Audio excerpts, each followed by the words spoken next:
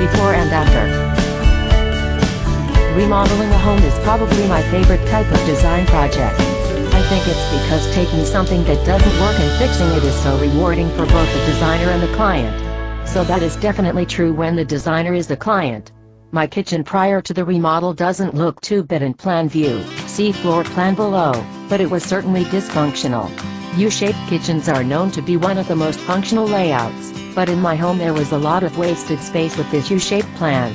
Living in my home for a few months, let's be honest, almost 2 years, before we began construction really made me realize how badly we needed a redo. As you can see in the before version of the floor plan, there was an awkward open space in the middle of the U-shaped space, not large enough for an island but too big to be left open. It felt sort of like a skating rink for my daughter and her socks but didn't have a real purpose other than that. Now if you want a truly scary visual of the kitchen before the reno, here are a couple of the photos.